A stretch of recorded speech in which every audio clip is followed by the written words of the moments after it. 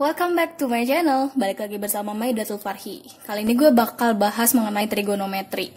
Jadi banyak banget orang yang bakal ngejauh tentang soal-soal yang berhubungan dengan trigonometri. Jadi kalau kalian udah ketemu sin, cos, tan, apalagi ketemu sama kebalikannya kayak kosekan, sekan, kotangen, kalian udah kayak mundur duluan gitu kan. Biasanya kayak gitu. Terus ada lagi yang lebih parah ketika si anak ini bilang ke gue, sin itu apa? Gila kan, kayak gue harus jawab apa nih gitu kan. Dia cuma nanya kayak gitu, terus gue bingung deh. Karena menjelaskan lewat chat kan agak susah. Nah, di sini gue bakalan bahas mengenai rumus-rumus dari trigonometri. Semuanya hampir lengkap lah. Pokoknya selengkap-lengkapnya kalau misal gue bisa. Nah, yang pertama kita harus tahu dulu mengenai gimana sih sin, cos, tan dalam sebuah sudut itu. Misal kita punya segitiga kayak gini. Nah, dalam segitiga ini itu pasti ada sudut. Misal di sini sudutnya alfa. Nah, terus kita akan menghubungkan ke dalam sin, cos, tan. Di sini kita mau tanya sin dari alfa. Sin alfa itu akan sama dengan, nah, si segitiga ini pasti punya sisi dong. Misal yang horizontal ini kita ke arah sumbu X. Ini yang vertikal itu ke arah sumbu Y. Dan yang miring ini adalah jari-jari. Misal resultannya lah. Nah, di sini sin alfa itu akan sama dengan, kalau rumusnya itu adalah depan per miring. Depan itu gimana sih maksudnya? Ya kan? Sin alfa. Nah, depan itu maksudnya di depan sudutnya. Nah, kalau misal sudutnya di sini, nah berarti yang di depan sudut itu sisinya yang mana? Yang ini dong. Berarti kan Y. Nah, terus yang miring. Miring itu sebenarnya kayak kata lainnya sisi yang paling panjang. Makanya kenapa sih segitiga itu bisa miring? Kenapa? Karena ada sisi yang paling panjang. Ya udah, tinggal bagi sama sisi yang terpanjangnya, R. Atau kalau misal kalian lihat di sini, liatin. Ini tegak ke sini, ini tegak ke sini, sedangkan ini miringnya. Jadi kalian harus hafal kalau misal sin adalah depan per miring. Tinggal kalian cari deh sudutnya yang mana nih. Misal sudutnya alfa di sini. Berarti depannya ini, miringnya ini. Sedangkan kalau misalkan kita tahu sudutnya ada di sini, misal ini beta. Nah, berarti kalau misal kita nyari sin beta, kan rumusnya demi nih, depan sudutnya. Berarti ini dong, X. Terus miringnya mana? Tetap yang paling panjang, R. Ini miringnya. Depan, miring. Jadi mau sudutnya dimanapun kalian harus tahu penerapan dari depan per miring itu. Kayak gitu. Salah, hapus. Nah, terus gimana sih kalau misal cos? Kalau cos itu rumusnya, cos alfa itu rumusnya samping per miring. Nah, samping itu misal gini ya. Si cos alfa kan misal sudutnya di sini. Nah, terus yang dinamain samping itu yang menempel sama sudutnya. Berarti antara ini sama ini kan. Nah, tapi kita tahu kalau misalkan yang sisi yang ini tuh sisi yang paling miring. Berarti ini adalah si sampingnya.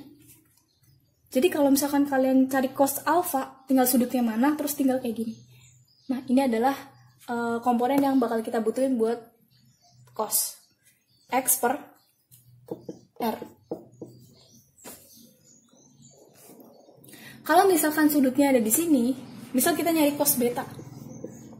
Cos beta akan sama dengan, berarti kan gini nih. Ya, pokoknya yang menyapit gitu loh. Berarti kan sampingnya adalah Y-nya, terus per R. Per R. Jadi mau sudutnya gimana pun kalian bakalan tahu penerapan rumus samping per miring itu. Nah, terus tangan. Tan alfa. Tan itu depan per samping.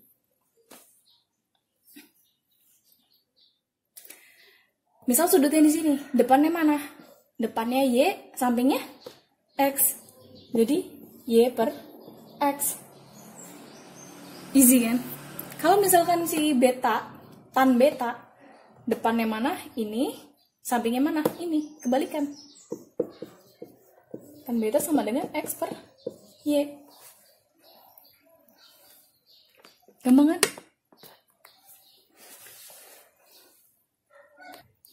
Terus ada lagi tuh, misal kosekan dari alfa.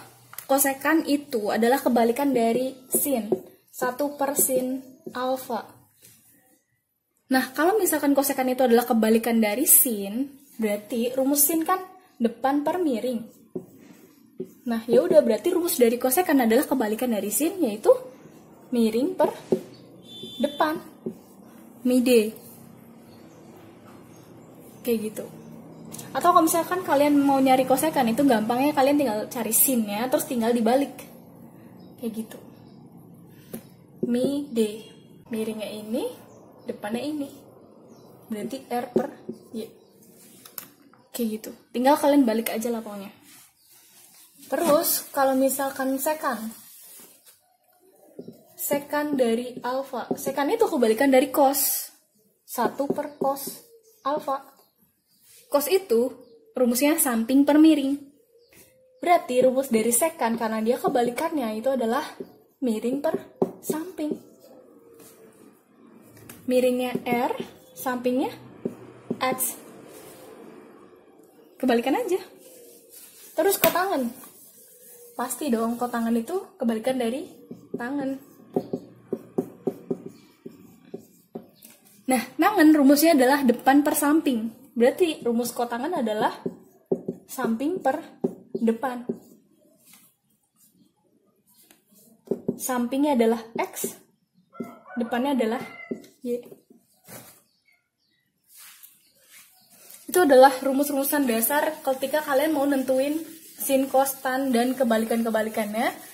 Nah, terus kita masuk ke rumus-rumus trigonometri yang bakalan kita pakai di SMA pastinya. Nah, sebelum ke rumus, kita juga harus ke identitas dulu. Jadi, kita harus tahu identitas dari si trigonometri ini sendiri. Kan? Oke, yang pertama, kalian pasti udah sering banget denger kalau misalkan sin kuadrat X ditambah cos kuadrat X akan sama dengan 1. Nah, X ini itu bisa angka berapapun. Pokoknya yang penting sama antara X ini. Jadi, kalau misalkan ini bisa diganti alfa, ini alfa juga. Kalau misal ini diganti beta, beta juga. Kalau misal di sini ganti 2x, di sini 2x juga. Kayak gitu. Pokoknya yang penting harus sama. Terus yang kedua. Nah, sebelum yang kedua, yang ini kalian bisa modifikasi nih. Jadi kalau misalkan kalian mau nyari cos kuadrat x, itu kalian mau nyari ini nih. Berarti 1, ini dipindah. 1 min sin kuadrat x. Kalau mau nyari sin, oke.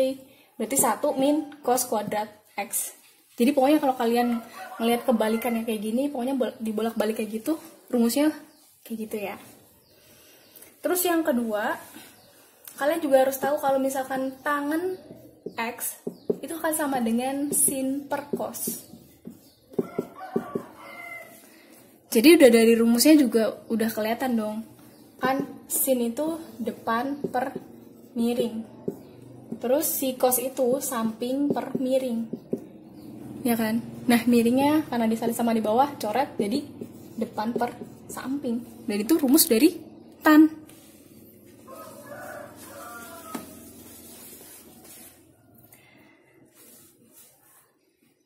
Nah, terus yang ketiga,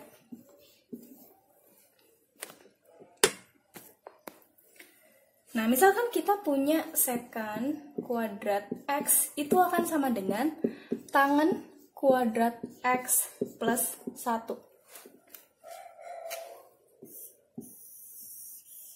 Ini yang sering banget terlupakan, dan kadang orang itu nggak bisa ngafalin ini sama sekali, karena lupa, dan pokoknya jarang keluar juga, ya kan? Ini bakalan keluar di soal-soal yang horse, yang tinggi banget. pemikirannya. Terus yang keempat itu adalah kosekan. Kuadrat X akan sama dengan kotangan kuadrat X plus 1. Jadi polanya sama kayak gini. Ingat aja pokoknya pola dari ini tuh sama. Jadi antara sekan tangan kuadrat X plus 1, kosekan kuadrat X plus sama dengan kotangan kuadrat X plus 1. Jadi polanya sama kan? Cuma tinggal kalian hafalin aja kalau sekan itu sama tangan, kosekan itu sama kotangan. Nah, untuk itu identitasnya. Terus kita masuk ke rumusnya. Buat rumus yang pertama, itu misalkan kita punya sin alfa plus beta. Sin alfa plus beta, itu hasilnya akan sama dengan, jadi kita hafalinnya gini. Kalau sin itu rumusnya adalah sin cos tan. Karena di sini sin alfa dikali cos beta plus tetap plus. Nah, ini cos alfa sin beta. Jadi kalian hafalin tinggal sin cos cosin. Sin cos cosin, terus ini alfa beta. Kayak gitu. Jadi ini adalah rumusan yang paling dasar yang bakalan kalian pakai di trigonometri. Dan ini tuh bisa diturunin ke persamaan-persamaan yang bakalan kita cari gitu loh. Terus yang kedua, kalau misalkan sinnya itu minus, alfa min beta. Kalian tinggal ganti aja di sini. Minus cos alfa sin beta. Terus yang ketiga itu cos alfa plus beta. Kalau cos itu rumusnya jadinya cos sin sin. Cos sin sin. Cos alfa cos beta. Nah, cos itu kebalikan. Makanya kalau misalnya di sini plus, ini minus. Sin alfa sin beta. Terus pasti kebalikannya. Cos alfa min beta itu akan sama dengan cos alfa cos beta plus sin alfa sin beta. Jadi kebalikannya. Ingat kalau misalkan sin itu tetap tandanya ikutan, sedangkan cos itu kalian harus balik sih tandanya. Kalau plus jadi minus, kalau minus jadi plus, dan rumusnya adalah cos sin sin. Terus yang kelima itu tan alfa plus beta. Kalau tan itu jadinya semuanya komponennya tan juga. Tan alfa plus tan beta 1 min tan alfa dikali tan beta. Nah, buat ngafalin rumus tan, yang pertama kalian harus lihat dulu di sini. Soalnya tan alfa plus beta. Oke? Plus. Nah, buat pembilang itu plus, sedangkan buat penyebut itu min. Jadi kebalikan itu sama yang penyebutnya. Kebalikannya sama penyebutnya. Terus kalau misalkan si tangannya yang negatif, tan alfa min beta, tan alfa min tan beta per 1 plus tan alfa tan beta. Jadi kebalikannya itu sama yang bawahnya, oke, tandanya ya. Nah, ini adalah keenam komponen rumus trigonometri yang bakalan jadi dasar rumus-rumus yang turunannya. Rumus-rumus yang lainnya. Pokoknya bakalan jadi patokan lah intinya. Nih, gue contohin salah satu ya. Nah, misalkan antara sin dan sin yang plus minus ini kita tambah. Jadi kita akan menjumlahkan kedua ruas persamaan ini. Jadi ini kalau ditambah jadi sin. Nah, alfa plus beta itu kita misalin jadi gimana ya? Oke, tetap aja dulu alfa plus beta. Karena ditambah tetap sin alfa plus beta akan sama dengan, nah ini kan sama nih, karena ditambah jadi tinggal 2 sin alfa cos beta. Ini habis, kenapa? Karena dia berlawanan tanda. Oke? Nah, ini adalah turunan dari rumusan yang bakalan kita pakai juga di persamaan-persamaan yang lain. Nah, misalkan kita punya pertanyaan yang kayak gini nih. Misalnya yang ditanya itu adalah sin A cos beta. Sin A cos beta. Jadi kita bisa tinggal sin alfa plus beta plus sin A plus beta. Bukan plus, min. Terus ini tinggal bagi ke sini, bagi 2. Ketemu rumusan yang baru. Mau yang kita cari apapun itu pasti dari turun-turun kedua persamaan ini. Buat cos juga berlaku. Nah, ini kalau misalkan dia ditambah. Kalau misalnya dia dikurang, nanti muncul lagi rumus yang baru. Kayak gitu. Oke, kita bahas yang rumus-rumusan yang lainnya. Nah, terus ada rumusan-rumusan yang pendek, tapi kita tuh harus benar-benar familiar sama rumusan ini karena ini bakalan nyangkut ke soal-soal yang butuh pengubahan kayak gitulah. Nah, misalkan kita punya sin 2 alfa atau 2x. Pokoknya bebas ya, ini variabel. Sin 2x itu akan sama dengan 2 sin x cos x. Jadi kalau kalian ngeliat sin 2x, itu kalian bisa ganti dengan 2 sin x kali cos x. Biar muncul nilai si cos x, kayak gitu. Nah, terus kalau misalkan kalian punya cos 2x, itu ada 3 kemungkinan untuk persamaannya. Yang pertama itu bisa sama dengan cos kuadrat alfa min sin kuadrat alfa. Atau x lah. Gue biasanya alfa coy. Nah, cos kuadrat x min sin kuadrat x.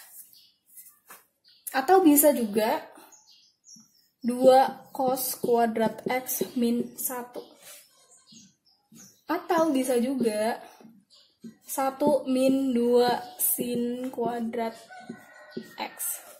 Nah, kenapa sih ada banyak? Terus kita harus pakai yang mana? Nah kan, tergantung soalnya kalian mau nyari apa. Kalau misalkan kalian dari cos, nih kalian nih butuh data sin nih, kalian harus munculin sin, ya kan? Ya udah, berarti kalian harus rubah ke persamaan yang ketiga ini. Tapi kalau misalkan kalian masih tetap butuh cos kuadrat, itu bisa pakai yang 1 atau 2 ini. Kayak gitu. Terus buat tangen 2x itu akan sama dengan 2 tan x per 1 min tan kuadrat x. Nah, kenapa sih bentukannya kayak gini? Ini tuh sebenarnya kayak sama aja sih, kayak rumusan tangen tadi. Berarti alfa sama beta itu sama-sama x. Ketika sama-sama x, berarti tan x ditambah tan x, jadi 2 tan x. Karena di sini ditambah, makanya ini minus. Ya kan? Nah, kenapa ini kuadrat? Karena tangan x dikali sama tangan x, jadi tangan x kuadrat. Tan kuadrat x, sorry. Beda ceritanya ya kalau misal bacanya kayak gitu. Jadi bedain antara tangan kuadrat x atau tan x kuadrat, itu beda. Oke? Mungkin segitu aja dari gue, semoga bermanfaat. Jangan lupa like, comment, and subscribe.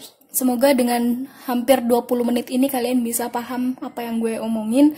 Dan semoga kalian bisa ngerjain rumus-rumus trigonometri tanpa kesusahan lagi. Oke, bye-bye. See you in next video.